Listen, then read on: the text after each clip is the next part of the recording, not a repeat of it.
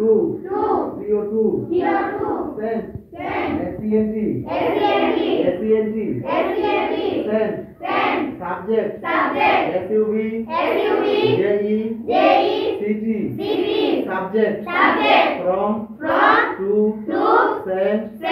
subject subject দ্বারা কি হতে পারছে কি ফরম মানে কি টু মানে পর্যন্ত টু মানে কি পর্যন্ত মানে যে পাবে ফরম মানে যে লিখতেছে তার ঠিকানা নাম আর টু মানে যে পাবে তার ইমেল নাম্বার আর সেন্ট মানে পাঠানো সেন্ট মানে কি পাঠানো এখন তুমি কোন বারে পাঠাচ্ছ কোন তারিখ কোন মাস কোন সাল কোন সময় এটা এখানে এক লাইনে লিখে দিতে হবে আর সাবজেক্টটা তোমাদের প্রশ্ন থাকবে এখন এই ফরম আর টু এ সব সময় স্মল হাতের হবে স্মল মানে ছোট হাতের হবে অর্থাৎ বড় হাতের এ এটা যদি ছোট হাতের কি হবে এ তাহলে আমার নাম যদি আসাদ হয় তাহলে এখানে এ এস এ ডি বুঝা গেছে এখন ফরম সবাই নিজের নাম দিয়ে ইমেলটা লিখো সবাই নিজের নামটা ছোট করে লিখো আমি এখানে লিখলাম মনে করো আসাদুজ্জামান আমার বড় নামটা তোমরা সবাই নিজের নাম ছোট করে লিখো এইভাবে লিখো এক লাইনে ছোট হাতে দিবা চার ডিজিট কত 6 ডিজিট কত 2 ডিজিট কত এখন বুঝা গেছে ডিজিট মানে কি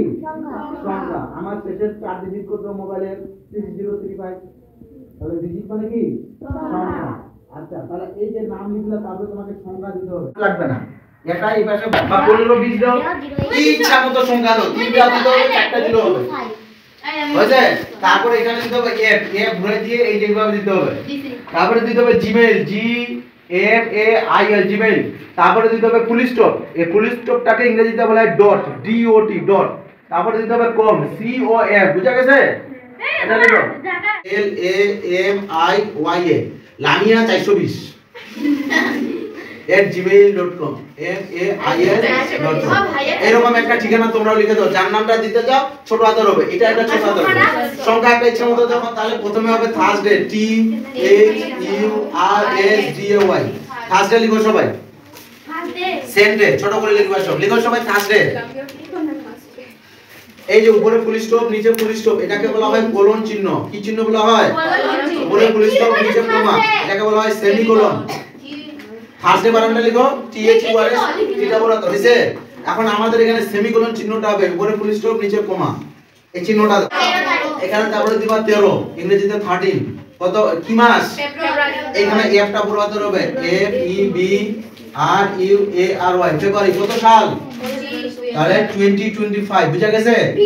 আবার এখানে এই কোন চিহ্ন হবে কোলন চিহ্ন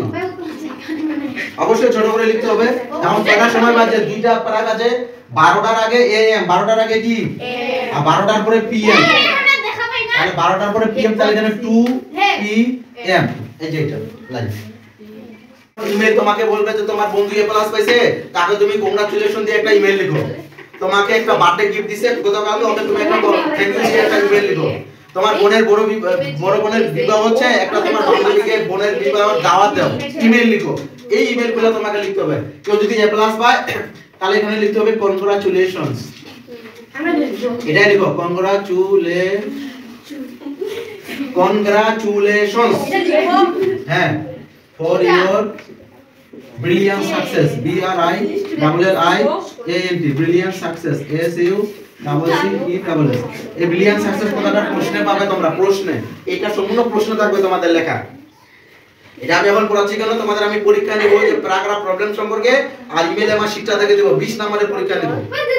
তাহলে প্রথমে কিসের নাম হবে দিনের নাম তারপরে তারিখ মাস সাল সময় আমার সাথে বলো দিন তারিখ মাস সাল সময় বুঝা গেছে সিরিয়ালি বলো দেখি কি বললাম দিন তারিখ মাস সাল সময় এখন এটাকে লিখতে পারবা শনিবারে যদি পরীক্ষা হয় তাহলে এখানে কি হবে তারিখটা শনিবারে কি হবে এখানে 15 সব ইংলিশে বলো তাহলে কি হবে স্যাটারডে